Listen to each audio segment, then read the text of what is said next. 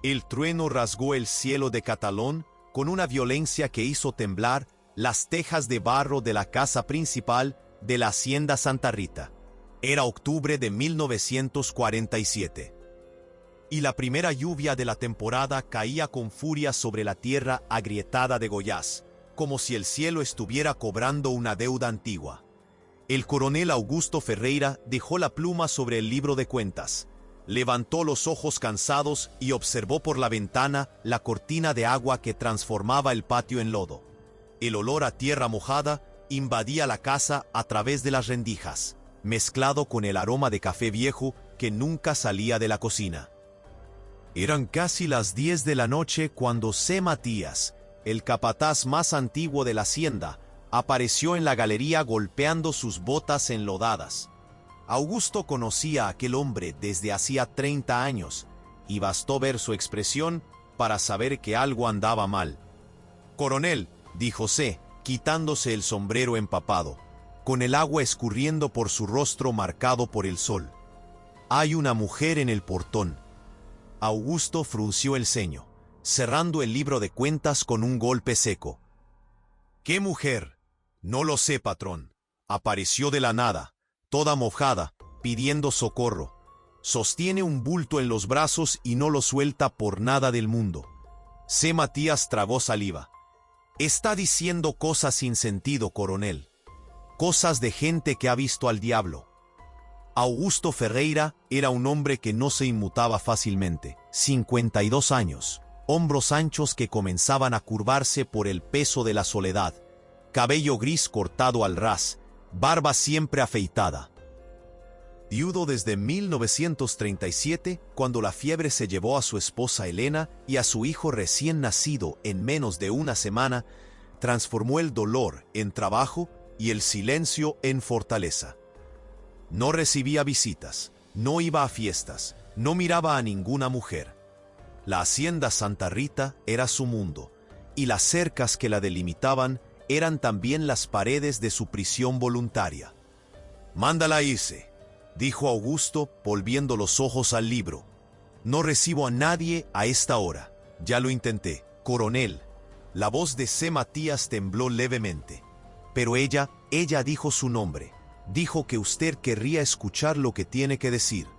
Dijo que es sobre doña Elena». El silencio que se instaló en la sala fue más pesado que la tormenta afuera. Augusto levantó los ojos lentamente, y C. Matías dio un paso atrás al ver la expresión del patrón. Nadie pronunciaba ese nombre en la hacienda Santa Rita. Nadie se atrevía. «¿Qué dijiste?» La voz de Augusto salió baja, peligrosa. «Yo no dije nada, coronel. Fue ella, la mujer. Dice que viene de lejos, que necesita hablar con usted sobre doña Elena y sobre cosas que usted necesita saber antes de que sea tarde». Augusto se levantó tan bruscamente que la silla chirrió en el suelo de madera. Tomó el farol y la capa de cuero que colgaba en el perchero junto a la puerta.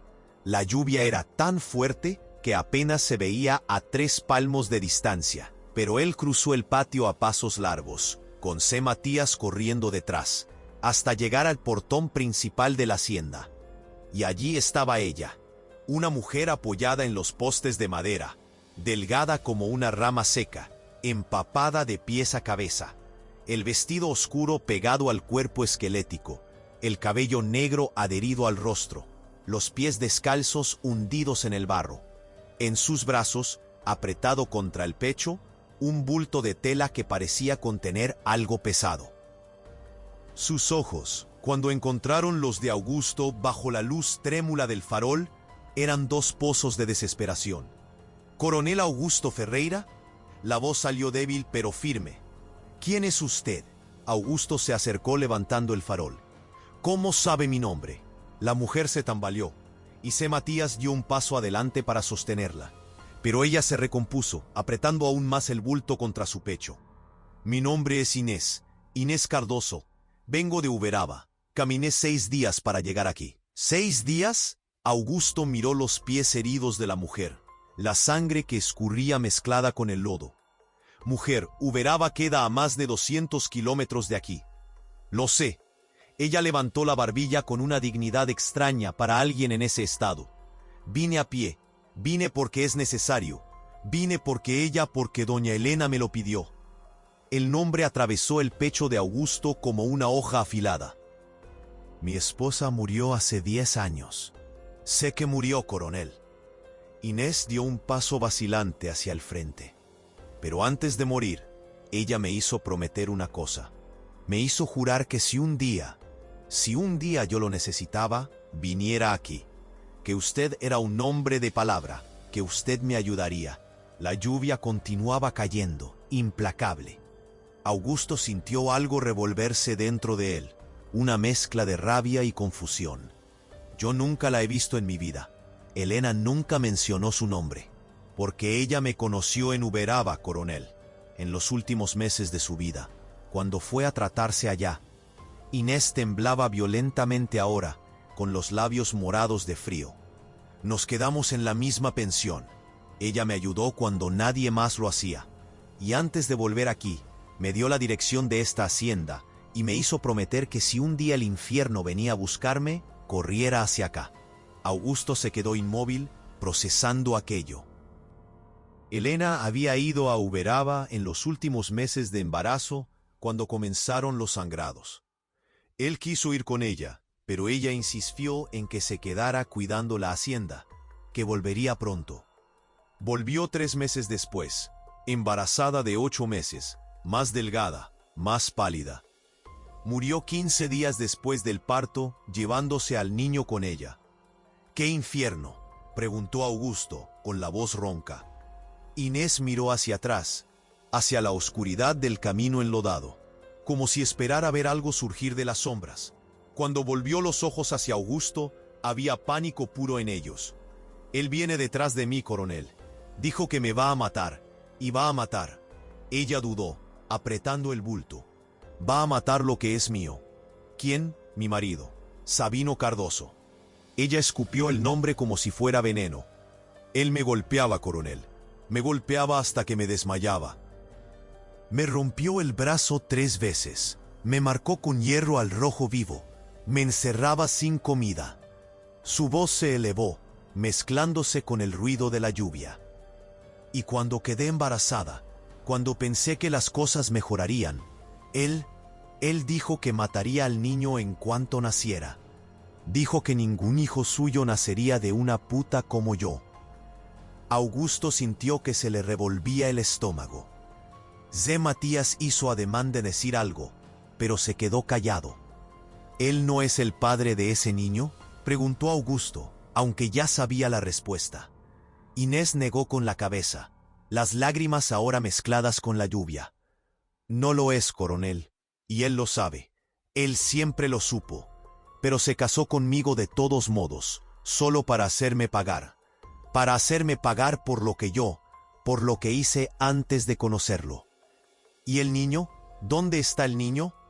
Inés miró el bulto en sus brazos, y por primera vez desde que Augusto llegó al portón, lo aflojó levemente. Dentro de la tela ensangrentada, había un bebé, un niño recién nacido, minúsculo, de ojos cerrados, con la piel azulada. Nació ayer, susurró Inés. Nació al borde del camino, sola, solo yo y Dios. Corté el cordón con una piedra afilada. Lo lavé con el agua de la lluvia. Pero no llora, coronel. Respira, pero no llora. Y yo no sé qué hacer.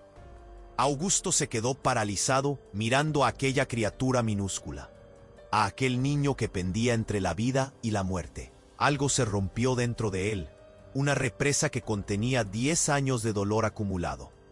Zé, agárrala y llévala a la casa. Llama a Joana para que la bañe y le dé ropa limpia. Y llama a Zefa, la partera. Rápido. Pero coronel, comenzó Zé Matías, haz lo que te estoy mandando. La voz de Augusto tronó más fuerte que la tormenta. Zé obedeció inmediatamente, sosteniendo a Inés, que apenas podía mantenerse en pie. Augusto lo siguió, cruzando el patio de vuelta a la casa, con la mente en un torbellino de pensamientos. ¿Por qué Elena le había dado la dirección de la hacienda a aquella mujer? ¿Qué sabía ella? ¿Qué había visto en Inés que la hizo prometer ayuda? Dentro de la casa, Joana, la cocinera de 50 y tantos años, que trabajaba en la hacienda desde la época del padre de Augusto, casi se cayó de la silla cuando vio entrar la procesión. «Dios mío del cielo, coronel, ¿qué es esto? Prepara el cuarto de huéspedes, calienta agua, y ve a buscar a Zefa, dile que es urgente». Joana no hizo preguntas. Conocía al patrón el tiempo suficiente para saber cuándo obedecer en silencio. 15 minutos después, Inés estaba envuelta en mantas, sentada cerca de la cocina de leña, temblando convulsivamente mientras tomaba caldo caliente de gallina. El bebé había sido llevado por Zefa, la partera del pueblo, una negra de cabello gris y manos sabias que ya había traído al mundo a la mitad de los niños de Catalao. Augusto se quedó en la sala, caminando de un lado a otro, el sonido de sus botas marcando el ritmo de su inquietud. Media hora después, Zefa apareció sosteniendo al niño envuelto en paños limpios. «El niño está vivo, coronel», dijo ella con esa manera directa que nunca escondía la verdad. «Pero está débil. Nació antes de tiempo, al parecer. Necesita cuidados, calor, leche. La madre está en shock, pero sobrevivirá. Pero necesita descanso, comida, tiempo para curarse». «¿Cuánto tiempo?», preguntó Augusto. «Semanas, tal vez meses. Caminó demasiado, sufrió demasiado. Su cuerpo está al límite». Augusto se pasó la mano por el rostro, sintiendo el peso de una decisión que sabía que lo cambiaría todo. «Ella se queda aquí». El silencio que siguió fue pesado. Zefa intercambió una mirada con Joana, que estaba parada en la puerta de la cocina. Zé Matías, apoyado en la pared, se quitó el sombrero y lo giró entre las manos. «Coronel», dijo Zé con cuidado, «la gente del pueblo va a hablar. Van a decir que usted está albergando a una mujer fugitiva. Que hablen». Augusto cortó, con voz seca. «Ella se queda, y nadie le pone un dedo encima mientras esté bajo mi techo. ¿Entendido?». Todos asintieron en silencio. Esa noche, Augusto no pudo dormir. Se quedó en la galería, mirando la lluvia que comenzaba a amainar, pensando en Elena, en lo que ella habría visto en aquella mujer para hacer esa promesa.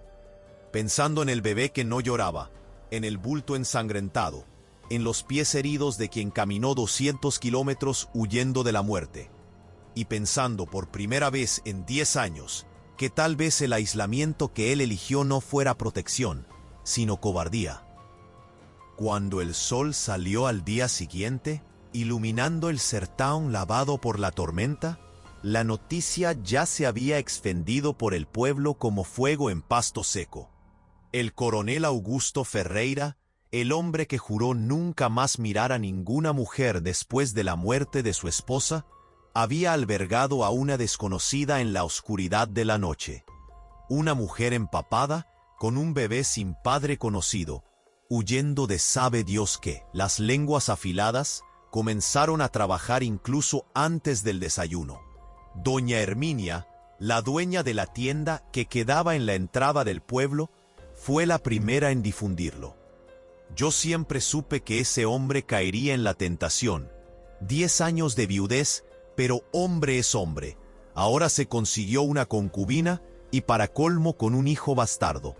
Don Tertuliano, el herrero, golpeaba el mazo en el yunque y comentaba con quien quisiera oír: «¿Qué ejemplo está dando ese coronel?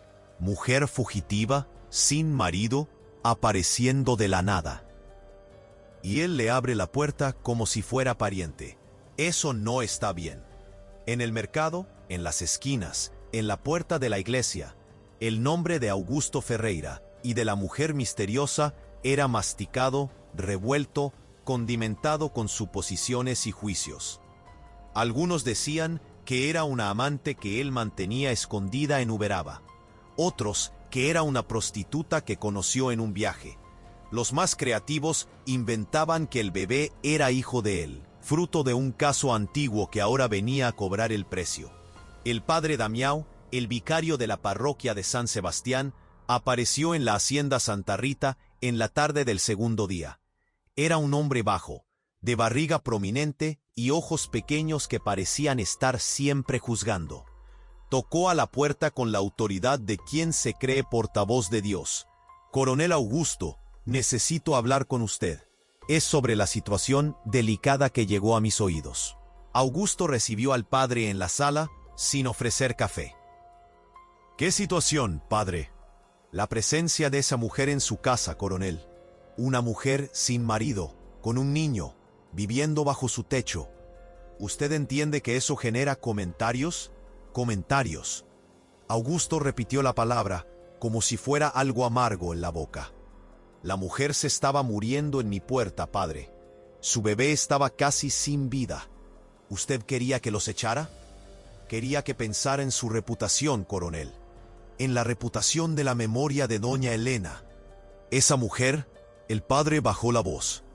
«Dicen que es casada, que huyó del marido. Eso es adulterio, coronel. Es pecado». Augusto se levantó despacio, con los ojos fijos en el padre. «¿Sabe usted lo que es pecado, padre Damián? Pecado es golpear a una mujer hasta que se desmaye. Pecado es quemar su piel con hierro caliente. Pecado es amenazar con matar a un bebé inocente. Eso es pecado.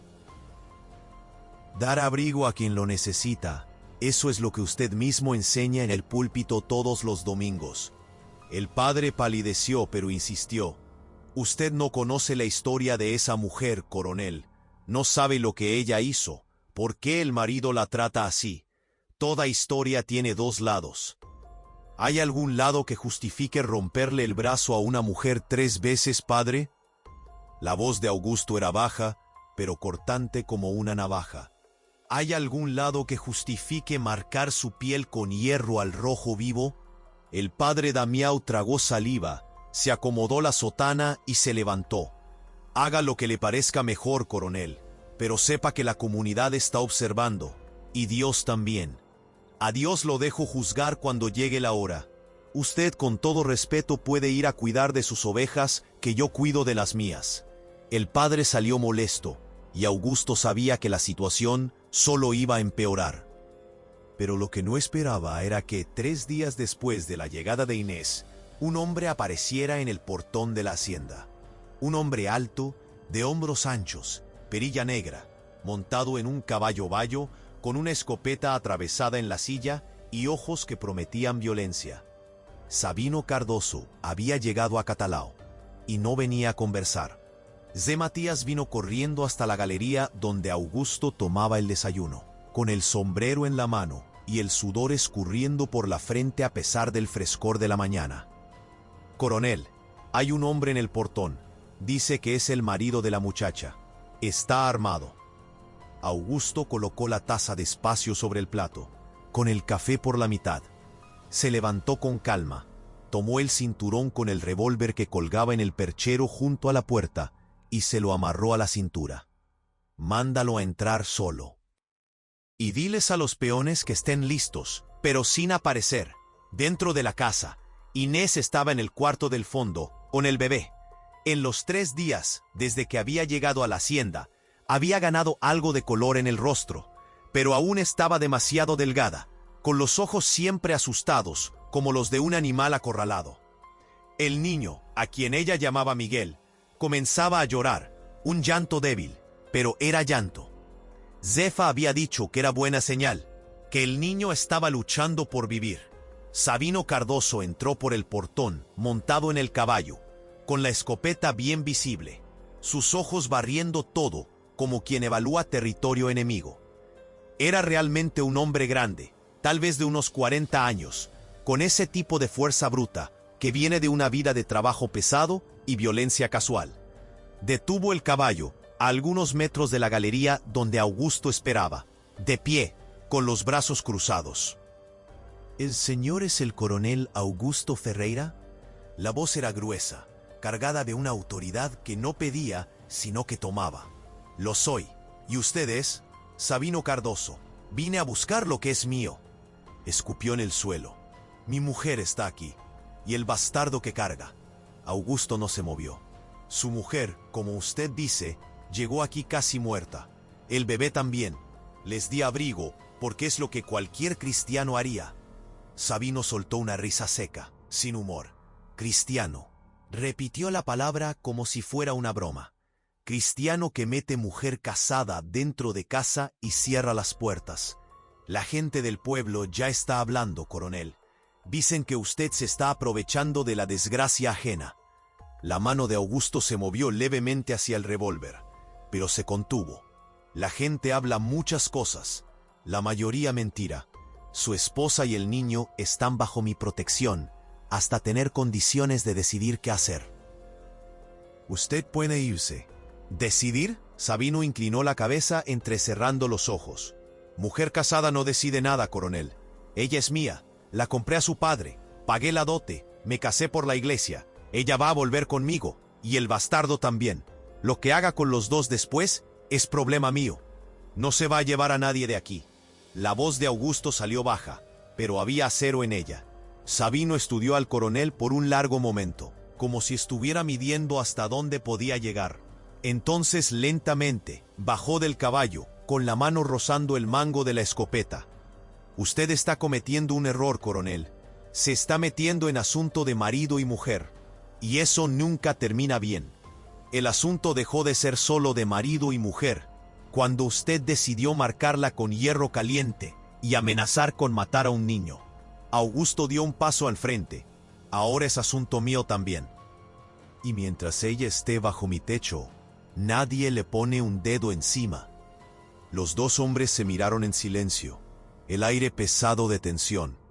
Fue Sabino quien desvió la mirada primero, pero no por miedo, por cálculo. Está bien, coronel, me voy, pero esto no ha terminado. Voy a volver, y cuando vuelva, me voy a llevar lo que es mío, aunque tenga que quemar esta hacienda entera. Montó en el caballo con movimientos bruscos, tiró de las riendas con fuerza y salió al galope. Levantando polvo, Augusto se quedó parado en la galería por mucho tiempo después de que él desapareció en la curva del camino, con la mano aún cerca del revólver, el corazón latiendo pesado en el pecho. Cuando entró en la casa, encontró a Inés apoyada en la pared del pasillo, con el bebé apretado contra el pecho, los ojos desorbitados de terror. Él vino, me encontró. Se fue, dijo Augusto, pero sabía que las palabras sonaban huecas. Él va a volver. Inés temblaba. Él siempre vuelve. Y cuando vuelve, es peor. Yo necesito irme, coronel. Necesito salir de aquí antes de que le haga daño a usted, a sus peones, a todo el mundo. Tú no vas a ningún lado, no como estás. Augusto dudó, entonces, por primera vez desde que ella había llegado, se acercó despacio. Ven, siéntate, necesitas descansar. Inés se dejó conducir hasta la cocina, donde Joana preparaba el almuerzo. La cocinera miró a la joven con una mezcla de pena y desconfianza. Los comentarios del pueblo habían llegado hasta ella también, e incluso trabajando en la hacienda hace décadas, no era inmune al veneno de los chismes. Augusto arrastró una silla y se sentó al otro lado de la mesa, estudiando a Inés con atención por primera vez desde que ella llegó. Era joven, tal vez unos 25 años, pero parecía mayor. La delgadez extrema, las marcas de quemaduras en el brazo izquierdo que ella intentaba esconder con las mangas, la forma en que se encogía siempre que alguien se acercaba demasiado rápido. Cuéntame una cosa, dijo él después de un momento. ¿Cómo conociste a mi esposa? Inés levantó los ojos, sorprendida. ¿De verdad quieres saber? Quiero.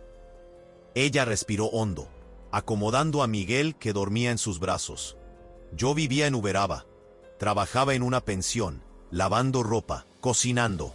Doña Elena llegó allá a principios de 1937. Estaba embarazada, necesitaba tratamiento. Se quedó 3 meses en la pensión. Ella nunca me contó sobre ti, porque ella sabía que usted se preocuparía. Inés sonrió triste. Ella era así, siempre pensando en los otros antes que en ella. En los primeros días, ella me vio siendo golpeada por el dueño de la pensión. Él quería que yo hiciera cosas que no quería. Doña Elena se metió en medio, amenazó con denunciarlo al comisario. Me defendió cuando nadie más me defendía. Augusto sintió que algo le apretaba el pecho. Era exactamente el tipo de cosa que Elena haría. Después de eso, nos hicimos amigas. Yo la ayudaba cuando venían los dolores. Ella me enseñaba a leer. Pasábamos las tardes conversando. Y ella me contaba sobre usted, sobre esta hacienda, sobre cómo extrañaba su casa. Inés se limpió una lágrima. Ella decía que usted era el hombre más honrado que conocía, que cumplía su palabra, que protegía a los suyos, que nunca dejaba a nadie desamparado. ¿Y fue por eso que ella te dio la dirección de la hacienda? Fue, el día que ella se fue de Uberaba para volver acá, me llamó a su cuarto y escribió la dirección en un papel. Dijo, Inés, si un día necesitas huir, si la vida aprieta demasiado, vas a este lugar. Buscas a mi marido, el coronel Augusto Ferrera, y dices que yo te mandé. Él te va a ayudar. Yo sé que lo hará. Inés sacó del bolsillo del vestido un papel amarillento, doblado y redoblado tantas veces que casi se deshacía. Guardé este papel de 10 años. Creí que nunca lo necesitaría. Pero cuando quedé embarazada, cuando Sabino descubrió que el hijo no era de él, cuando comenzó a hablar de matarme, recordé la promesa. Augusto tomó el papel con cuidado. Era la letra de Elena, sin duda, aquellas letras menudas, esmeradas. Hacienda Santa Rita, Camino de Catalao, Goyas, Coronel Augusto Ferrera. Y abajo, en una caligrafía apresurada, él va a ayudar, yo sé que lo hará. Ella murió 2 semanas después de volver aquí, dijo Augusto con la voz ronca. El bebé también. Lo sé, lo supe meses después, cuando una conocida de Uberaba pasó por aquí y trajo la noticia. Lloré tanto, coronel. Doña Elena era la única persona que había sido buena conmigo sin querer nada a cambio. Se quedaron en silencio por un tiempo, el único sonido siendo el crepitar de la leña en la cocina y la respiración suave de Miguel. Fue Joana quien rompió el momento, colocando 2 platos de comida en la mesa. Arroz, frijoles, un pedazo de carne seca, harina de mandioca. «Coma, muchacha», dijo la cocinera, el tono aún desconfiado pero menos duro. «Está muy flaca. Un niño necesita una madre fuerte». En los días que siguieron, una rutina extraña se estableció en la hacienda Santa Rita. Inés se despertaba temprano, antes de que saliera el sol, y ayudaba a Joana en la cocina a pesar de las protestas de la cocinera. «No puedo quedarme de brazos cruzados, doña Juana», decía ella. «No después de todo lo que el coronel está haciendo por mí». Augusto la observaba de lejos, intentando entender a aquella mujer que Elena había considerado digna de protección. Veía la forma en que ella trabajaba, con un cuidado obsesivo, como si cada tarea fuera una forma de pagar una deuda impagable. Veía también cómo se asustaba con ruidos repentinos, cómo se encogía cuando Matías o algún peón pasaba muy cerca, cómo revisaba el camino obsesivamente, esperando ver a Sabino aparecer de nuevo. Por la noche, cuando el trabajo del día terminaba, Augusto se quedaba en la galería como siempre hacía, pero ahora ya no estaba solo. Inés comenzó a aparecer también, sentándose en la silla de al lado, con Miguel durmiendo en brazos, y conversaban. Conversaciones pequeñas al principio, sobre el tiempo, sobre la hacienda, sobre nada importante. Pero poco a poco, las palabras se fueron haciendo más profundas, más verdaderas. ¿Usted la extraña?, preguntó Inés en una de esas noches, con la luna creciente iluminando el patio. «Todos los días», respondió Augusto sin dudar. «Pero aprendí a vivir con la falta. Es como perder un brazo. Nunca olvidas que existió, pero aprendes a usar lo que quedó». «Yo nunca tuve eso», dijo Inés en voz baja. «Nunca tuve a alguien a quien extrañara si lo perdiera. Mi madre murió en el parto. Mi padre me vendió a Sabino cuando tenía 16 años, para pagar una deuda de juego. Sabino nunca me amó. Se casó conmigo solo porque yo era joven, porque él creía que podía moldearme. Y cuando vio que yo no era lo que él quería, comenzó a romperme». Augusto apretó los brazos de la silla, sintiendo subir la rabia. ¿Cómo quedaste embarazada si el hijo no es de él? Inés se quedó callada por tanto tiempo que Augusto pensó que no iba a responder. Cuando habló, su voz era casi un susurro. Fue un peón que trabajaba en nuestra tierra. Un hombre bueno, gentil. Él me trataba como persona, ¿sabe? Me miraba como si yo valiera algo. Fue solo una vez, coronel. Una vez sola, en un momento de debilidad, de soledad. Y Miguel vino de esa vez. ¿Y el peón? Sabino lo descubrió. Lo mató de 3 tiros. Lo enterró en el pastizal y nunca más habló del asunto. Pero conmigo decidió que me haría pagar por el resto de la vida. El silencio que siguió fue pesado, cargado de las cosas que no necesitaban ser dichas. Augusto miró al bebé en los brazos de Inés. Un niño inocente, fruto de un momento de humanidad en un infierno de violencia. ¿Sabes lo que Elena me decía?, dijo Augusto después de un tiempo. Ella decía que uno no elige de dónde viene, pero elige hacia dónde va. Ese niño, él no tiene la culpa de nada, y tú tampoco. Inés lo miró con los ojos brillantes. ¿Usted realmente cree eso? Lo creo. Ella sonrió por primera vez desde que llegó, una sonrisa pequeña, vacilante, pero real. Y Augusto sintió algo moverse dentro de él. Algo que estaba congelado hacía 10 años, comenzando a derretirse. Pero la paz era frágil. En el pueblo, las lenguas continuaban afiladas. Doña Herminia difundió que había visto a Augusto e Inés conversando en la galería, juntitos como casados. Don Tertuliano juró que el coronel estaba enamorado, que se iba a casar con la mujer fugitiva y manchar la memoria de doña Elena. El padre Damián, desde lo alto del púlpito, hizo un sermón sobre las tentaciones de la carne y los peligros de albergar el pecado. Las mujeres del pueblo, especialmente, eran crueles. Esa de ahí es una aprovechada, decían. Vino con labia y barriga y se le insinuó al coronel que estaba solo hacía 10 años. Hombres solo es fácil de engañar. Otras eran aún peores. Apuesto que el hijo es de él mismo.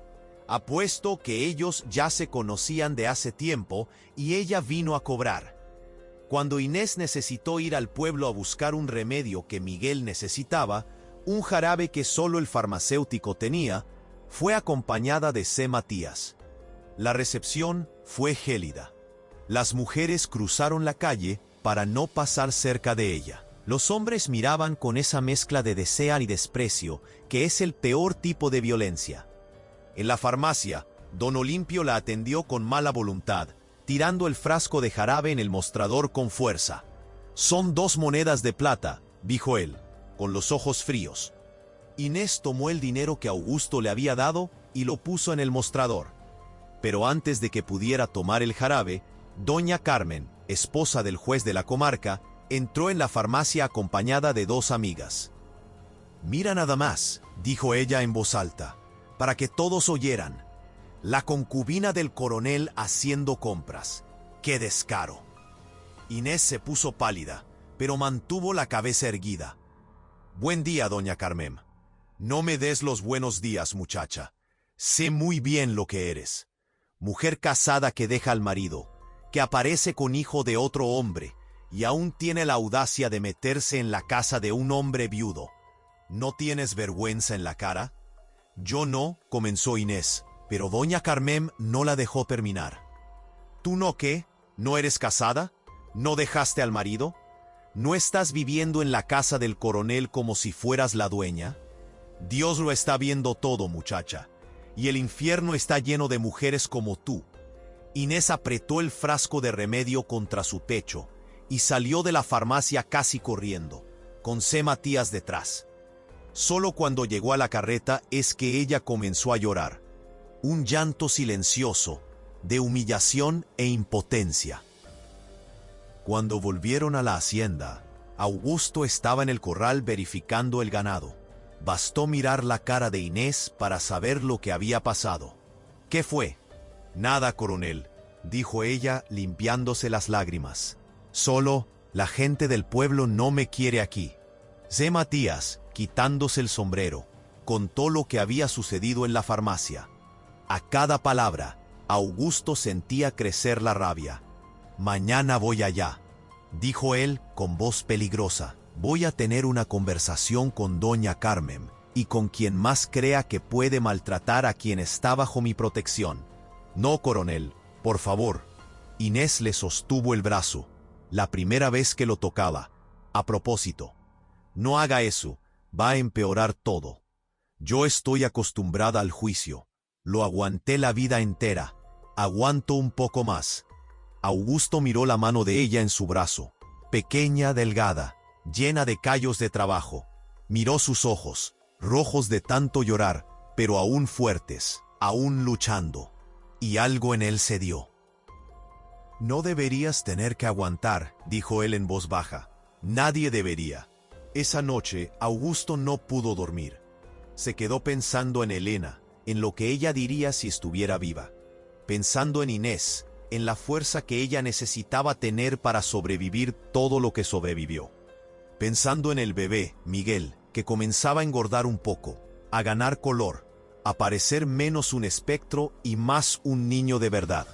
Pensando que tal vez, después de 10 años congelado en el dolor, él estaba comenzando a sentir algo más que vacío. Pero la paz no duraría. 3 días después del incidente en la farmacia, Augusto despertó con el olor a humo. Saltó de la cama, se vistió los pantalones a toda prisa y corrió hacia afuera. El granero, donde se guardaba todo el alimento de los animales, toda la cosecha de maíz de la última temporada, estaba en llamas. Las llamaradas subían altas en el cielo aún oscuro, lamiendo la estructura de madera, el calor tan intenso que era imposible acercarse. Los peones corrían de un lado a otro con baldes de agua, pero era inútil. El fuego se había extendido demasiado rápido. Había sido provocado con queroseno, eso era obvio. C. Matías llegó corriendo cubierto de hollín. Fue intencional, coronel. Encontré una lata de queroseno vacía cerca de la cerca, y hay marcas de caballo. Alguien vino, prendió fuego y se fue. Augusto no necesitó preguntar quién. Miró hacia la casa y vio a Inés en la ventana del cuarto, con el rostro pálido iluminado por las llamas, sosteniendo a Miguel, con los ojos desorbitados de terror. Sabino Cardoso había mandado el primer recado, y era solo el comienzo. El amanecer trajo la dimensión completa de la destrucción. El granero era solo cenizas y vigas carbonizadas, el olor acre a madera quemada impregnándolo todo. Augusto se quedó parado frente a los escombros aún humeantes, calculando el perjuicio. 3 toneladas de maíz, todo el alimento preparado para el invierno, las herramientas guardadas allí dentro. Pero lo que dolía más que el perjuicio material era saber que aquello era solo el comienzo. Inés apareció a su lado, con Miguel en brazos, el rostro marcado por una noche sin dormir. Necesito irme, coronel. Esto fue por mi causa. Él va a continuar. Va a destruir todo lo que usted tiene, va. No va a destruir nada. Augusto cortó con voz firme. Y tú no vas a ningún lado. Esto es entre él y yo ahora. Pero coronel, escucha, Inés. Augusto se volvió hacia ella y por primera vez dijo su nombre deliberadamente, saboreando las sílabas. Yo no retrocedo. Nunca retrocedí en la vida. Y no voy a empezar ahora por causa de un cobarde que prende fuego en la oscuridad. Si él quiere guerra, tendrá guerra. Pero en mis términos. Se volvió hacia C. Matías, que observaba la conversación a una distancia respetuosa. C. Dobla la vigilancia. Quiero 2 hombres armados haciendo ronda toda la noche, turnándose cada 4 horas. Nadie entra o sale de esta hacienda sin que yo lo sepa. Y manda a alguien a ir hasta Catalao a hablar con el comisario. Sí, coronel. El comisario Aristides Pimentel llegó al mediodía, un hombre delgado de bigote gris y ojos cansados de quien ya ha visto demasiado. Examinó los restos del granero, hizo algunas preguntas, anotó todo en una libreta gastada. Pero cuando Augusto acusó a Sabino Cardoso directamente, el comisario hizo una mueca. ¿Tiene pruebas, coronel? Marcas de caballo, lata de queroseno. Y el hombre amenazó con quemar mi hacienda 3 días atrás, frente a mi capataz. Amenaza no es crimen, coronel. Y marca de caballo y lata de queroseno no prueban nada. Podía ser cualquiera. Usted tiene enemigos. Ya sabe cómo es. Augusto cerró los puños. ¿Entonces no va a hacer nada? Voy a investigar. Pero sin prueba concreta no puedo arrestar a nadie. Y entre nosotros, el comisario bajó la voz. Usted está albergando a la mujer del hombre. A los ojos de la ley, ella aún le pertenece a él. Usted se está metiendo en una situación complicada, coronel. Mi consejo, deje que la mujer se vaya. Resuelva su problema con el marido y cada uno sigue su camino. Ella morirá si vuelve con él. Puede ser, pero eso es problema entre marido y mujer, coronel. La ley es clara. El comisario guardó la libreta. Yo hago lo que puedo, pero usted necesita entender la posición en la que está. La gente está hablando, la iglesia está hablando, hasta el juez está observando. Cuidado para no convertirse en el villano de esta historia. Después de que el comisario se fue, Augusto se quedó en la galería, fumando un cigarrillo que no fumaba hacía años, intentando controlar la rabia. La ley que debería proteger a Inés era la misma ley que la encadenaba al hombre que quería matarla. Y él, por intentar hacer lo correcto, estaba siendo pintado como el transgresor. Joana trajo café, colocó la taza en la mesita a su lado. Coronel, ¿puedo decir una cosa? Dila. Yo estaba equivocada sobre la muchacha. La cocinera se miró sus propias manos, callosas de tanto trabajo. Al principio pensé que era una aprovechada, que estaba engañándolo. Pero estos días, trabajando con ella en la cocina, conversando, ella es buena persona, coronel. Sufrió demasiado, y la forma en que cuida al niño, el amor que tiene por esa criatura. Joana se limpió una lágrima. Ella me recuerda a doña Elena. El mismo corazón. Augusto miró a la cocinera sorprendido. Joana nunca hablaba de sentimientos. Nunca se abría así. La gente puede decir lo que quiera, coronel, pero usted está haciendo lo correcto. Yo estoy segura de que doña Elena allá arriba está orgullosa. Esa tarde, Augusto encontró a Inés en el patio trasero, sentada debajo del viejo árbol de mango, amamantando a Miguel. La escena tenía algo de sagrado. La luz filtrada por las hojas, el bebé mamando tranquilo, su rostro sereno por primera vez desde que llegó. Él dudó, sin querer romper aquel momento, pero ella lo vio y sonrió. Puede acercarse, coronel, no necesita quedarse ahí parado. Augusto se acercó, se sentó en la raíz gruesa del árbol, manteniendo distancia respetuosa. Se quedaron en silencio por un tiempo, observando a Miguel mamar. Los ojitos cerrados, la manita minúscula agarrada al dedo de la madre. Está creciendo, dijo Augusto. Sí, gracias a usted.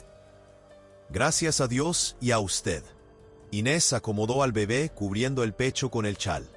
Si no fuera aquí, estaríamos muertos, los dos. Elena querría que yo ayudara. Ella siempre fue así, corazón más grande que el cuerpo. Usted la amaba mucho, ¿no? La amaba. Augusto tomó una ramita, comenzó a dibujar círculos en la tierra. Pero nunca lo dije lo suficiente. Siempre pensé que tenía tiempo, que ella iba a estar siempre allí.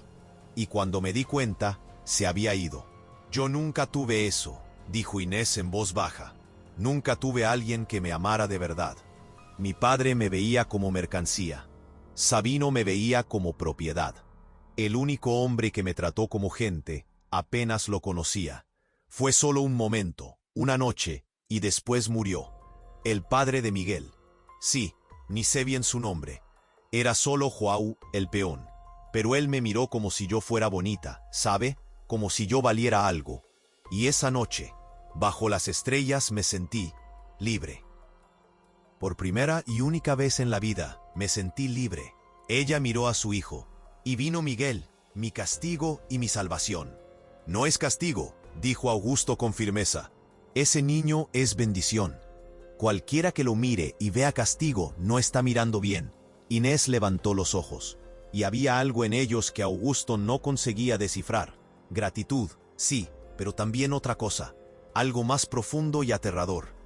¿Por qué está haciendo esto, coronel? ¿Por qué está arriesgando todo por mí? Augusto se quedó quieto, buscando las palabras correctas. Porque cuando te miro, veo a alguien que está luchando. Alguien que no se rindió, incluso cuando sería más fácil rendirse. Y yo pasé 10 años rendido, Inés. 10 años enterrado en el dolor, sin vivir de verdad. Tal vez ayudarte sea mi manera de volver a vivir. Las palabras quedaron suspendidas en el aire entre ellos, pesadas de significado. Miguel soltó el pecho, satisfecho, y comenzó a dormitar. Inés lo acunaba contra el hombro, haciendo los movimientos suaves y circulares que calman a los bebés. «Usted sabe que la gente va a seguir hablando, ¿verdad?», dijo ella. «Que va a empeorar, no mejorar. Lo sé. Y sabe que Sabino no va a parar, que va a intentar de nuevo y de nuevo hasta conseguir lo que quiere. Yo sé eso también». Inés lo encaró, con los ojos brillantes. «Entonces, ¿por qué no me manda lejos? Sería más fácil para todo el mundo». «Porque fácil no siempre es correcto». Augusto se levantó, se limpió la tierra de los pantalones. «Y porque hice una promesa, a Elena, a ti, a mí mismo, y yo no rompo promesas». Esa noche la hacienda estaba tensa como cuerda de viola. Los peones hacían la ronda armados. Las sombras parecían más oscuras. Cada ruido era una amenaza potencial. Augusto apenas durmió, despertando a cada hora, con la mano en el revólver, esperando el próximo ataque. Pero no fue fuego lo que vino. Fue algo peor. A la mañana siguiente, cuando C. Matías fue a verificar el ganado en el Pasto Norte, encontró 5 cabezas abatidas, muertas con un tiro en la frente, sin razón, sin propósito más allá de causar dolor. Era ganado de raza, reproductores caros que Augusto había traído de Minas Gerais años atrás. El perjuicio era inmenso, pero el mensaje era claro. Sabino estaba escalando la violencia. «Hijo de puta», escupióse Matías, quitándose el sombrero ante los animales muertos. «Esto es pura maldad, coronel. No hay otra palabra». Augusto observó el ganado abatido, la rabia hirviendo por dentro. «Entiérralos y refuerza la vigilancia aún más. Él está probando hasta dónde puede llegar». «Coronel, con todo respeto, ¿hasta cuándo va a aguantar? El hombre está declarando guerra abierta. Más temprano o más tarde va a venir contra la casa. ¿Y entonces? Entonces lo estaré esperando». Augusto se volvió para encarar al capataz. «Y sé, si él viene realmente, si llega a ese punto, necesito que saques a Inés y al niño de aquí. Llévalos a casa de tu hermana en Guyania. Escóndelos hasta que esto pase. Prométemelo». Z. Matías tragó saliva, pero asintió. «Lo prometo, coronel». Cuando Inés supo del ganado muerto, se puso pálida como cera. Se encerró en el cuarto con Miguel y no salió en todo el día. Por la noche, cuando Augusto tocó a la puerta preocupado, ella finalmente abrió. Su rostro estaba hinchado de tanto llorar. «Esto tiene que parar, coronel. Tiene que parar antes de que alguien muera de verdad. Nadie va a morir. Sí, va a morir. Sabino es capaz de todo. Él ya mató antes. Mató a Juan. Mató a un peón que intentó defenderme una vez. Mató hasta un perro que yo tenía solo porque me gustaba». Ella agarró el brazo de Augusto, desesperada. «Yo no quiero que usted sea el próximo. No aguanto más muerte por mi culpa». Augusto le sostuvo las manos, tan pequeñas, tan frías. «Mírame, Inés, mírame». Ella levantó los ojos, asustados. «Yo ya morí una vez, cuando enterré a Elena y a mi hijo. Estos 10 años solo estaba respirando, no viviendo. Si tengo que arriesgar esta vida muerta para hacer una cosa correcta, entonces que así sea. Al menos habrá valido para algo». «No hable así». La voz de ella se quebró. «Por favor, no hable así». Se quedaron así, parados en el pasillo oscuro, las manos entrelazadas, el bebé durmiendo en el cuarto al fondo. Y fue en aquel momento, en aquella quietud cargada de miedo y esperanza, que Augusto entendió. Se estaba enamorando de ella. No de la forma fulminante en que se había enamorado de Helena a los 20 años, sino de una manera diferente, más profunda, más dolorosa, nacida del dolor compartido y de la lucha lado a lado. Y eso lo aterrorizaba más que cualquier amenaza de Sabino. 3 noches después, la luna estaba llena cuando Augusto despertó con el sonido de vidrio rompiéndose. Saltó de la cama, tomó el revólver y corrió al pasillo. La ventana de la sala había sido destrozada y en medio de los pedazos, una piedra envuelta en papel. Zé Matías y 2 peones llegaron corriendo, armas en mano. «Coronel, todo está bien. Vean si atrapan a quien hizo esto». Mientras los hombres salían, Augusto tomó el papel amarrado a la piedra. Era una nota, escrita con letra torcida, cada palabra destilando amenaza. «Coronel, Ud tiene hasta el viernes para mandar a mi mujer de vuelta. El viernes a la noche vengo a buscarla, y si ella no está aquí, quemo todo, la casa, el ganado, las personas, todo y después lo mato a Ud. Sabino». Viernes. Faltaban 2 días. Inés apareció en la puerta del cuarto, con Miguel en brazos, los ojos desorbitados. «¿Qué pasó?» Augusto arrugó el papel en la mano. «Nada». «Vuelve al cuarto». «Escuché el vidrio romperse». «¿Qué pasó, coronel?» «Vuelve al cuarto». La voz de él salió más alta de lo que pretendía, cargada de miedo disfrazado de rabia. Inés retrocedió asustada, y Augusto inmediatamente se arrepintió. Respiró hondo intentando calmarse. «Perdóname, no quería gritar. Solo vuelve al cuarto, por favor. Déjame resolver esto». Pero era demasiado tarde. Inés había visto el papel en la mano de él. Había visto la expresión en su rostro. Ella entró en la sala, colocó a Miguel en el sofá envuelto en mantas y arrancó el papel de la mano de Augusto. Leyó 1 vez, 2 veces. El color huyó de su rostro. «Viernes», susurró. «Él viene el viernes. Él no va a llegar ni cerca de aquí. Yo. Basta». La voz de ella explotó, sorprendiendo a los 2. «Basta de mentiras, coronel. Basta de fingir que esto va a terminar bien. Él va a venir.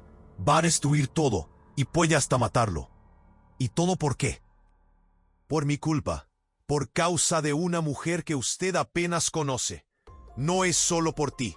Las palabras salieron antes de que Augusto pudiera retenerlas. «Es por mí también. Porque estos días contigo aquí, viéndote luchar, viéndote ser madre, viéndote sonreír incluso con todo lo que pasaste, fue la primera vez en 10 años que me sentí vivo de verdad». El silencio que cayó fue absoluto. Inés lo miraba fijamente, con los ojos muy abiertos, la respiración acelerada. Miguel comenzó a lloriquear en el sofá, pero ninguno de los 2 se movió. «Coronel», dijo ella finalmente, con voz trémula, «usted no puede decir esas cosas». «¿Por qué no?» «Porque soy una mujer casada. Porque estoy marcada, rota, sucia. Porque no puedo». La voz de ella se quebró. «No puedo dejar que usted se sacrifique por mí. No puedo dejar que doña Helena allá arriba vea a su marido enamorarse de una mujer como yo». Helena lo entendería. Augusto dio un paso hacia ella. «Ella fue quien te mandó aquí, ¿recuerdas? Ella sabía el tipo de persona que eres, el tipo de persona que yo necesitaba encontrar». «No». Inés sacudió la cabeza, con las lágrimas escurriendo. «No, coronel. Esto es una locura. Usted está confundiendo gratitud con otra cosa. Está confundiendo pena con amor. Y yo no puedo aceptar eso». Ella tomó a Miguel del sofá y corrió al cuarto, cerrando la puerta de un golpe. Augusto se quedó parado en la sala, rodeado de pedazos de vidrio, sosteniendo una nota de amenaza, con el corazón latiendo descompasado. El jueves por la mañana, Augusto llamó a Zé Matías. «Prepara la carreta. Vas a llevar a Inés y al niño a Goiânia hoy mismo». «¿Ella aceptó?» «Va a tener que aceptar». Pero cuando Augusto entró en el cuarto de ella, encontró la cama vacía. Revisó toda la casa, gritando su nombre, con el pánico creciendo. Fue Joana quien encontró la nota en la cocina, escrita al reverso de una receta, con la letra esmerada que Inés había aprendido con Elena. Coronel Augusto, perdóneme por huir así, pero no puedo dejar que usted arriesgue nada más. Voy a volver con Sabino. Voy a hacer lo que él quiere. Es la forma correcta. Es la forma de protegerlo a usted y a todos aquí. Gracias por todo. Doña Elena tenía razón sobre usted. Usted es el hombre más honrado que he conocido. Que Dios lo bendiga. Inés. Augusto arrugó el papel, la rabia y el miedo explotando juntos. Ensilla mi caballo. Ahora, coronel, ¿qué? Ella huyó. Volvió con Sabino. Matías se puso pálido. ¿Cuándo? No lo sé. De madrugada, probablemente. Necesitamos encontrarla antes de que llegue allá. Antes de que sea demasiado tarde. Cabalgaron como locos por el camino de Uberaba. Augusto al frente, Matías y 2 peones detrás. El sol ya estaba alto cuando avistaron una figura pequeña al borde del camino, caminando despacio, con un bulto en los brazos. Inés. Ella se volvió, con el rostro empapado de lágrimas y sudor, los pies sangrando de nuevo. Cuando vio a Augusto bajando del caballo, ella sacudió la cabeza. No, coronel, no me lleve de vuelta. Por favor. Esta es la única forma de... Augusto no la dejó terminar. La tomó en sus brazos, con Miguel y todo, y la abrazó con una fuerza que sorprendió a los dos. ¿Estás loca? ¿Crees que iba a dejarte volver allá? ¿Crees que después de todo, iba simplemente a rendirme? Pero usted puede morir, y tú vas a morir con seguridad si vuelves. Augusto la apartó solo lo suficiente para mirarla a los ojos. Escucha lo que voy a decir y escúchalo bien. Yo ya viví 10 años muerto, 10 años sin sentir nada, sin querer nada. Tú llegaste aquí y cambiaste todo. Y si tengo que elegir entre volver a ese vacío o luchar por ti, por este niño, por esta oportunidad de vivir de nuevo, yo elijo luchar. Todas las veces, siempre. Inés sollozaba ahora con el cuerpo temblando. Yo no quiero que usted muera por mí. Y yo no quiero que tú mueras por mí. Él apoyó su frente en la de ella, cuidadoso con el bebé entre ellos. Entonces los dos vamos a vivir, juntos, y vamos a enfrentar lo que venga, juntos. Coronel, la voz de ella era solo un susurro. Augusto, corrigió él. Llámame Augusto. Ella levantó los ojos sorprendida y por primera vez sonrió de verdad. Una sonrisa que iluminó el rostro marcado por el sufrimiento. Augusto. Volvieron a la hacienda juntos, cabalgando despacio, Inés montada frente a él, protegida por sus brazos, con Miguel durmiendo entre ellos. Y cuando llegaron, cuando cruzaron el portón de la hacienda Santa Rita, Augusto supo. Fuera lo que fuera que viniera ese viernes, él estaba listo. Porque finalmente, después de 10 años, tenía algo por lo que valía la pena luchar. La noche del viernes llegó con un silencio pesado. Augusto había puesto a Inés y a Miguel en el cuarto más seguro de la casa, cerrado por dentro. Posicionó 6 peones armados en puntos estratégicos. Él mismo se quedó en la galería, con el revólver en la funda, la escopeta al alcance de la mano, esperando. La luna nacía en el horizonte cuando el ruido de cascos se acercó. No era un caballo, eran varios. Al menos 5 o 6 hombres, estimó Augusto por el sonido. Sabino Cardoso apareció en el portón montado en el caballo bayo, pero esta vez no estaba solo. Había traído 4 hombres con él, matones de cara cerrada, todos armados. Coronel Augusto. La voz de Sabino resonó en la noche. Vine a buscar lo que es mío. Manda a la mujer a salir o entro ahí y la tomo a la fuerza. Augusto dio un paso al frente en la galería, la luz del farol iluminando su rostro. Tú no vas a poner un pie en esta hacienda, Sabino. Puedes dar media vuelta y desaparecer. Última oportunidad, coronel. Manda que salga. No.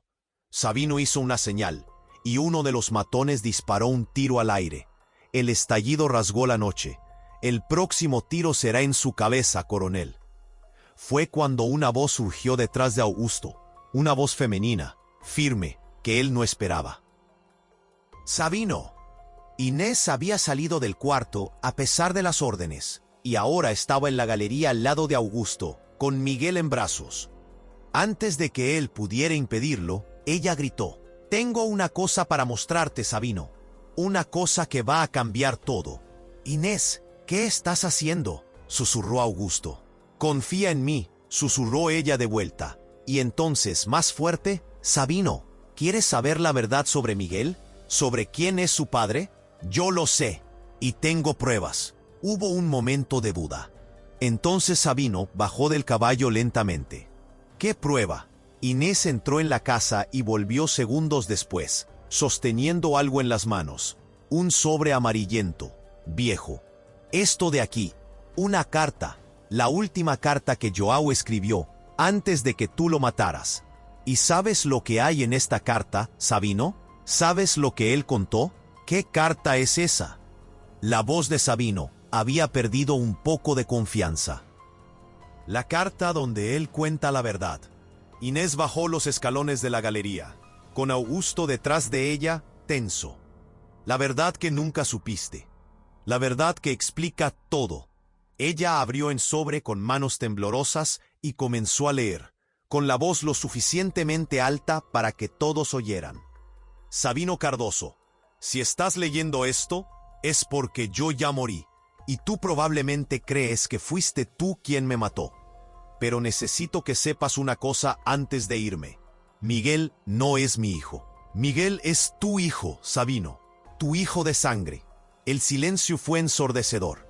Sabino se quedó paralizado. Inés continuó leyendo, con la voz temblando. «Inés nunca te traicionó, Sabino. Ella quedó embarazada de ti, en una de las veces que la forzaste, demasiado borracho para recordar al día siguiente. Ella me contó todo, llorando, desesperada. Y yo, que la apreciaba, que quería protegerla, inventé que el hijo era mío. Inventé para hacerte parar de golpearla durante el embarazo. Creí que si pensabas que ella te había traicionado, dejaría de importarte, la dejarías en paz. Pero me equivoqué. Te pusiste aún peor, y ahora voy a morir sabiendo que fallé. Miguel es tu hijo, Sabino, tu sangre, y si matas a ese niño, estarás matando la única cosa buena que podrías dejar en este mundo. Que Dios te perdone, porque yo no puedo. Joan Silva». Inés dobló la carta lentamente. Las lágrimas escurrían por su rostro, pero la voz era firme. «Yo siempre supe la verdad, Sabino. Siempre supe que Miguel era tuyo. Pero tú estabas tan convencido de que te había traicionado, tan lleno de odio, que ni te diste cuenta. Joao mintió para protegerme, murió para protegerme, y tú lo mataste creyendo que estabas matando a mi amante, cuando en verdad estabas matando al único hombre bueno que intentó salvarme de ti». Sabino se tambaleó, con la cara blanca como cera. «Eso es mentira». «Tiene que ser mentira. Cuenta las semanas, Sabino. Cuenta desde aquella noche de junio, cuando llegaste borracho de la fiesta de don Antonio. Cuenta hasta el día que Miguel nació, 9 meses exactos, y mírale la cara». Inés levantó al bebé hacia la luz del farol. «Mira bien, él tiene tus ojos, tu nariz, él es tu hijo». Sabino dio un paso al frente, después otro, con los ojos fijos en el bebé. Y por primera vez desde que había aparecido, su expresión no era de rabia, era de confusión, de dolor, de algo que podría ser remordimiento. Yo pasé todos estos meses queriendo matar a mi propio hijo». «Pasaste», dijo Inés, con la voz quebrándose. «Y pasaste 9 años destruyéndome cuando nunca te traicioné. Nunca, Sabino. Por más que me golpearas, me quemaras, me humillaras, yo nunca te traicioné». Sabino cayó de rodillas en la tierra, cubriéndose el rostro con las manos. Uno de los matones dio un paso al frente confundido, sin saber qué hacer. El otro soltó el arma impactado.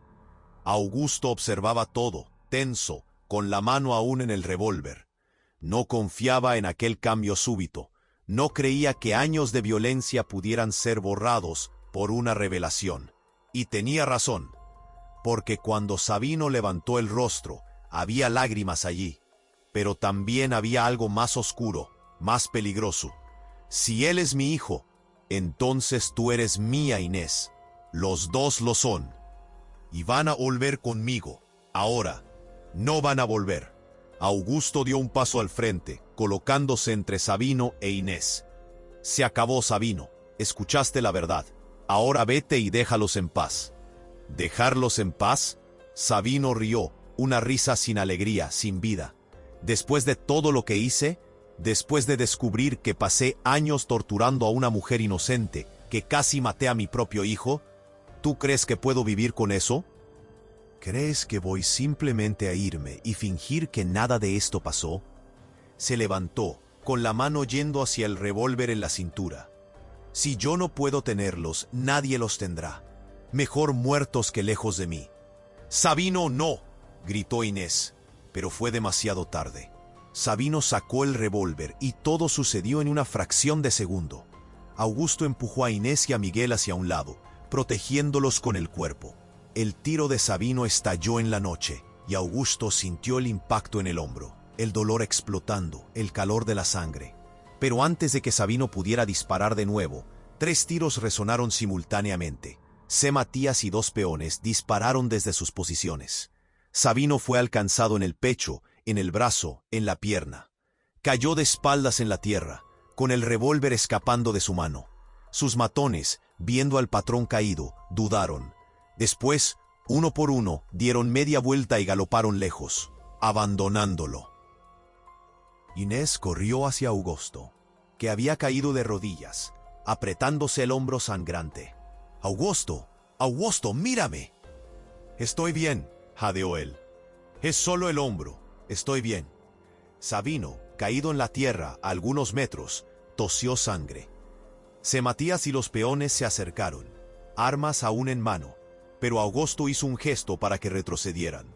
Con dificultad, se arrastró hasta donde estaba Sabino.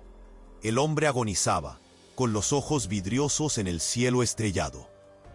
Cuando vio a Augusto, intentó hablar, con la voz saliendo en gorgoteos. «Yo maté a mi propio hijo, casi. Pero no lo mataste», dijo Augusto. «Él está vivo, va a crecer, va a ser un hombre bueno, mejor que tú». Sabino tosió más sangre. Cuida de él y de ella, por favor», fueron sus últimas palabras.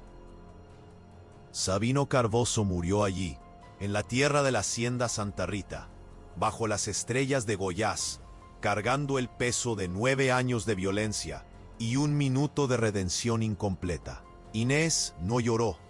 Se quedó parada sosteniendo a Miguel, mirando el cuerpo del hombre que había sido su tormento por tanto tiempo. Solo cuando Joana la envolvió en un abrazo es que ella se derrumbó, sollozando, no de tristeza, sino de alivio, de liberación. Augusto fue llevado adentro, con Cefa cuidando de la herida, mientras él gruñía de dolor. La bala había atravesado el hombro limpio, sin tocar hueso. Iba a doler por semanas, pero sanaría.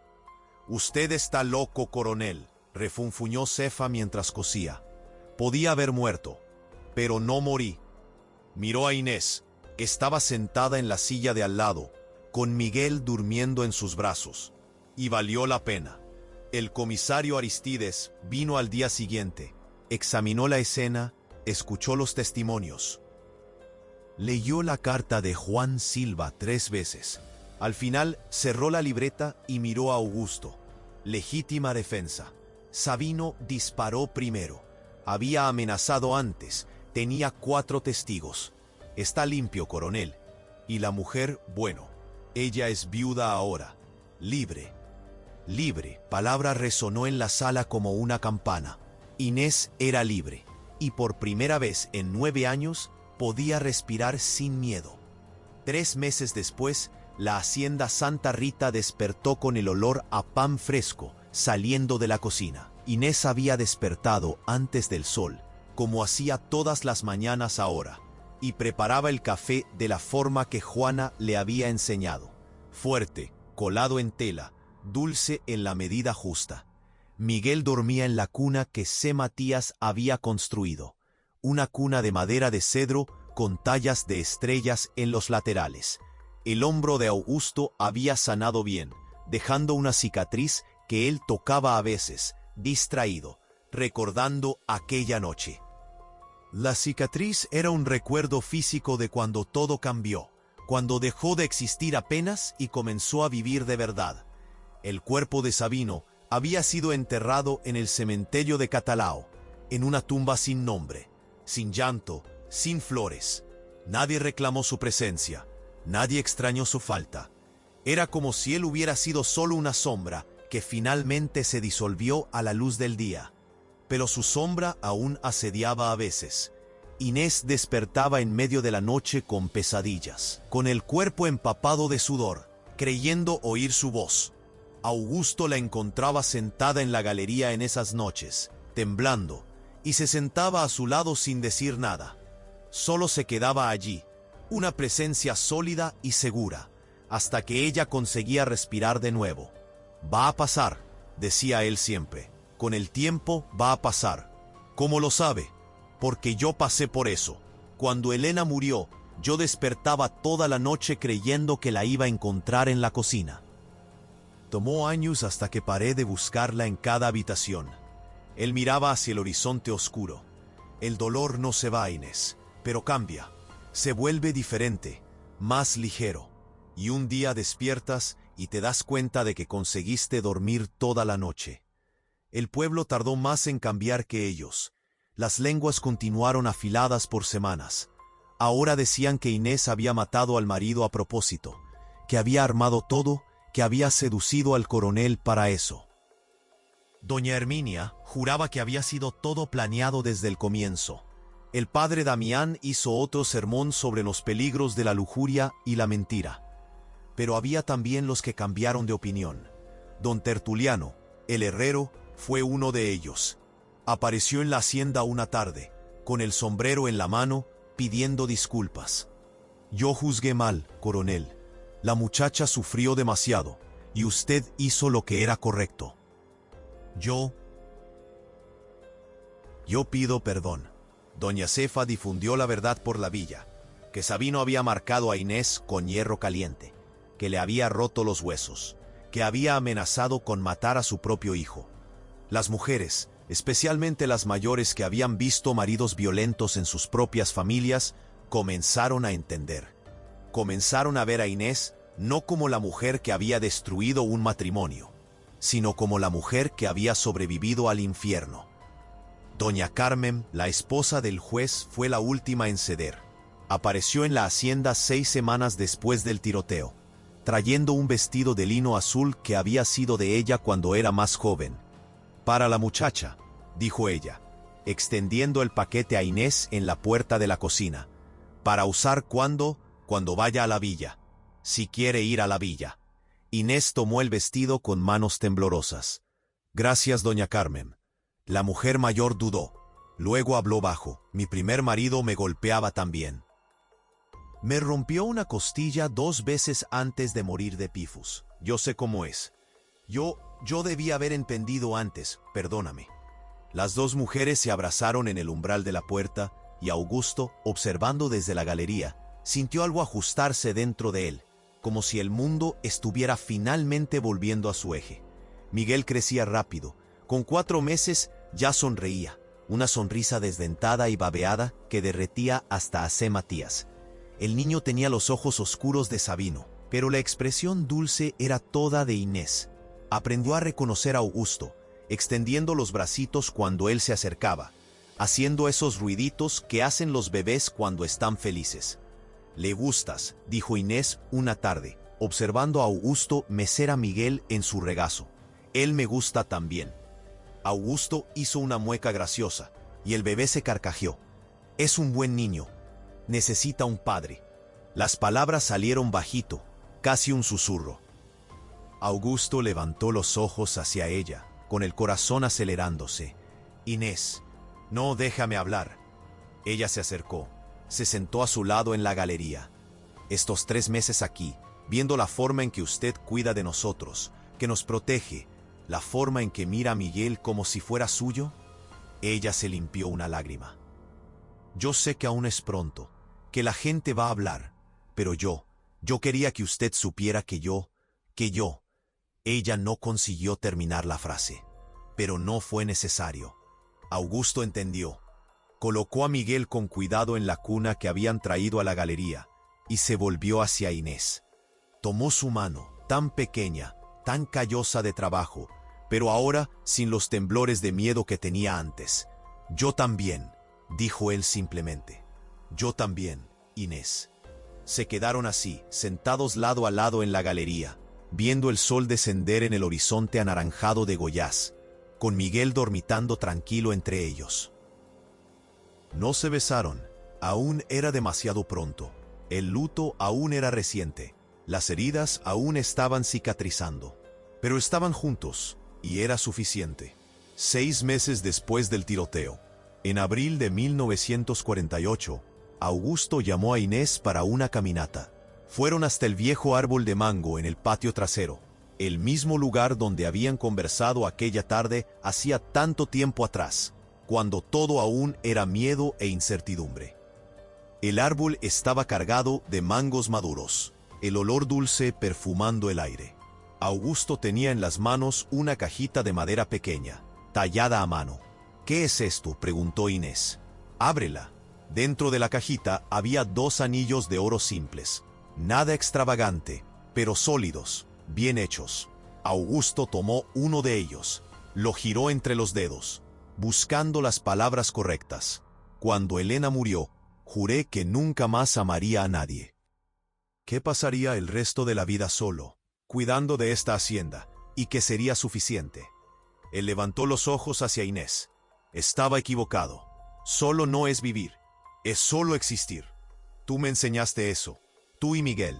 Ustedes me enseñaron que se puede recomenzar, que se puede construir una vida nueva, incluso cuando todo parece perdido».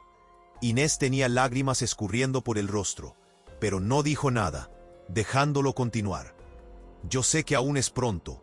Yo sé que la gente va a hablar, pero ya no me importa lo que la gente hable. Me importa lo que siento. Y siento que tú eres mi recomienzo, Inés. Tú y Miguel. Ustedes son mi segunda oportunidad de ser feliz, de ser familia». Él se arrodilló en la tierra, sosteniendo su mano. «Cásate conmigo. Déjame ser marido para ti y padre para Miguel.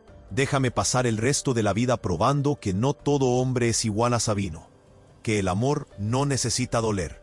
Que puede ser bueno». Inés cayó de rodillas también, sollozando ahora, con las manos temblando. «Sí, sí, Augusto. 1000 veces sí». Él colocó el anillo en su dedo, un poco ancho, necesitaría ajuste, pero ella no quiso quitárselo ni por un segundo. Se abrazaron allí, debajo del árbol de mango, mientras Miguel jugaba en el pasto a algunos metros de distancia, intentando agarrar una mariposa amarilla.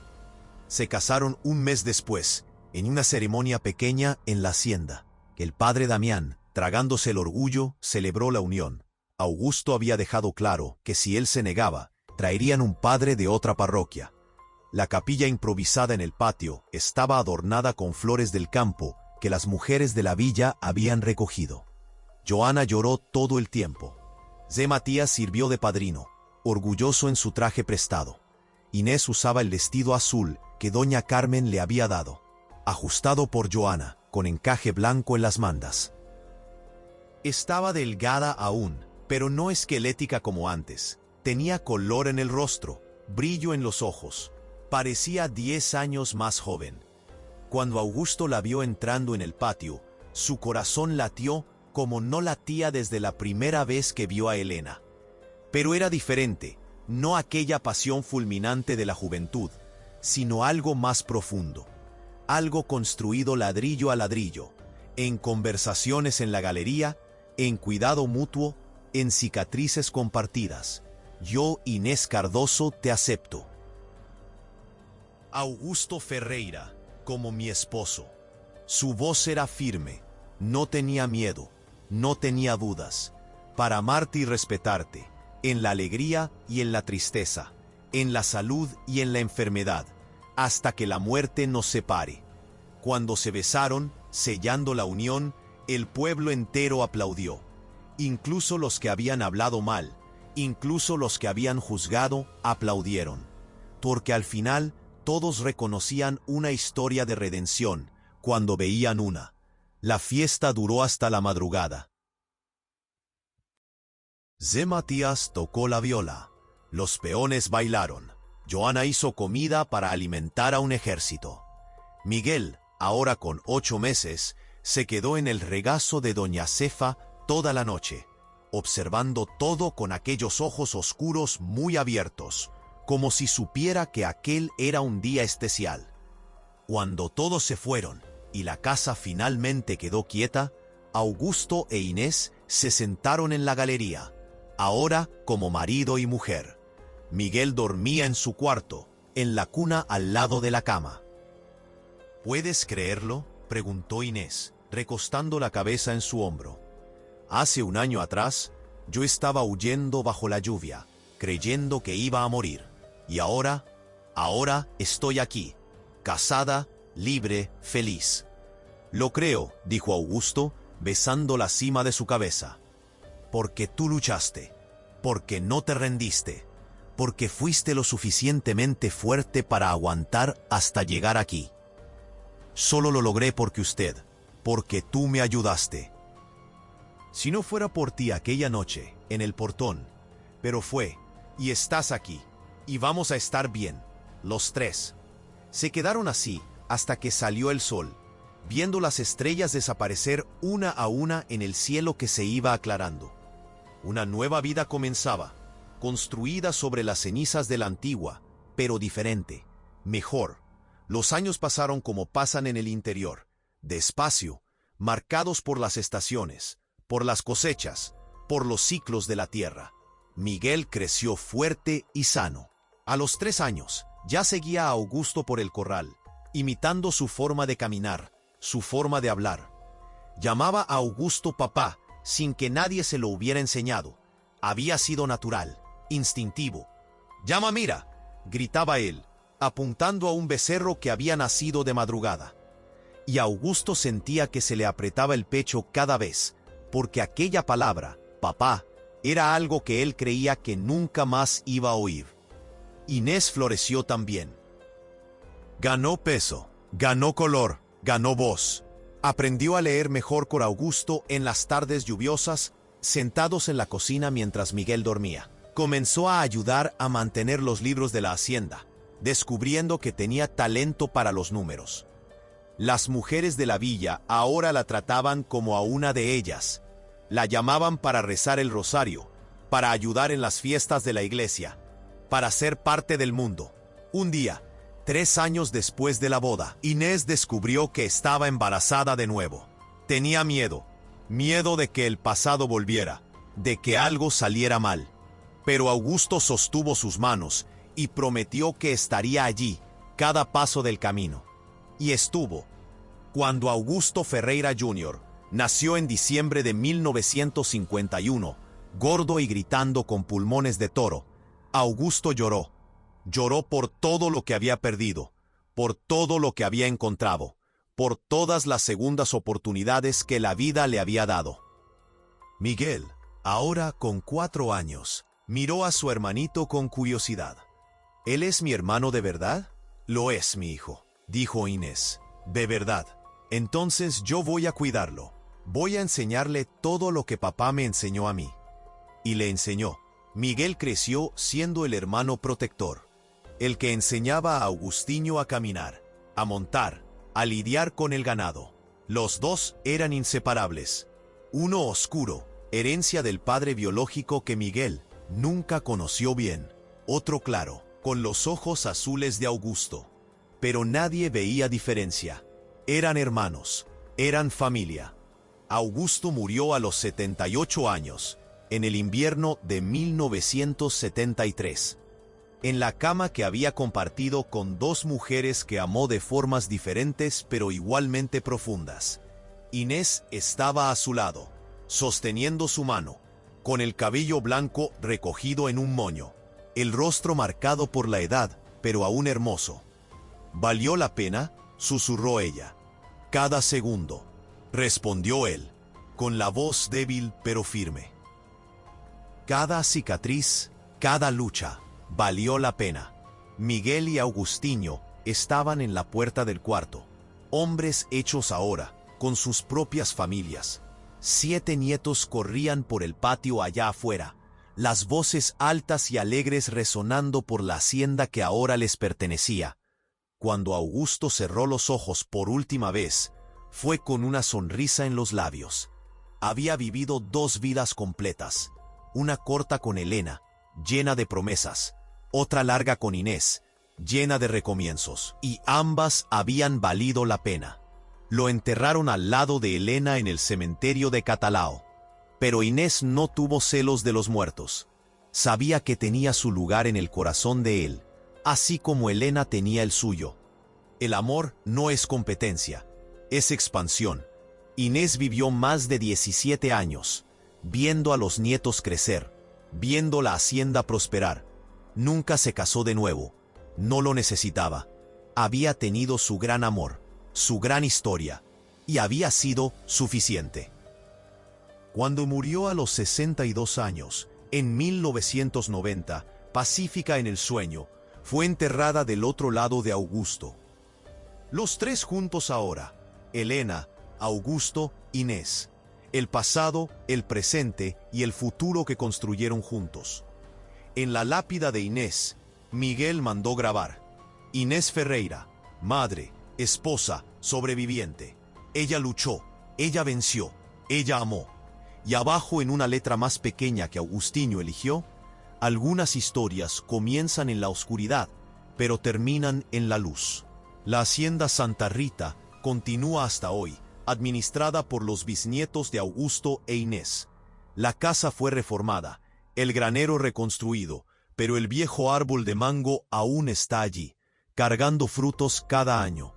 Y en la galería, 2 mecedoras permanecen lado a lado.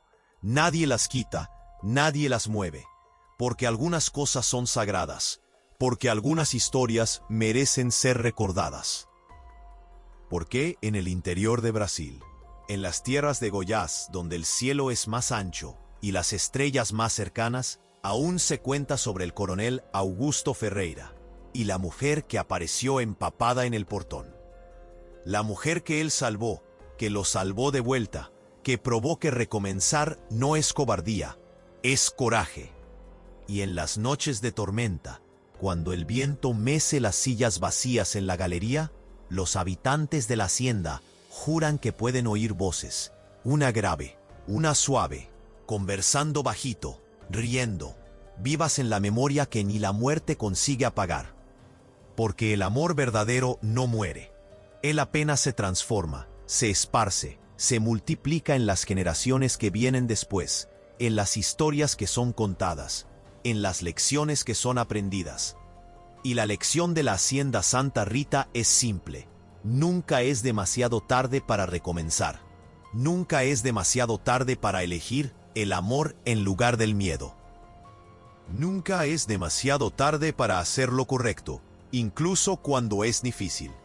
Porque al final, lo que queda no son las cicatrices que cargamos, es la forma en que aprendemos a transformarlas en fuerza. Si estás leyendo esto, piensa, en tu ciudad, ¿cuántas historias como esta aún están escondidas? ¿Cuántas mujeres como Inés necesitaron luchar solas? ¿Cuántos hombres como Augusto eligieron el coraje en lugar de la indiferencia? Si esta historia tocó tu corazón, deja ese like. Suscríbete al canal para más historias verdaderas del interior brasileño. Comparte con alguien que necesite creer en los recomienzos. Y cuéntame en los comentarios, ¿qué te pareció esta historia? ¿Qué parte te emocionó más? La próxima historia ya te está esperando. Haz clic allí y continúa esta jornada por el Brasil profundo, donde cada portón esconde una historia y cada vida vale un guión. Porque aquí no olvidamos de dónde venimos y no olvidamos quién luchó para que estuviéramos aquí.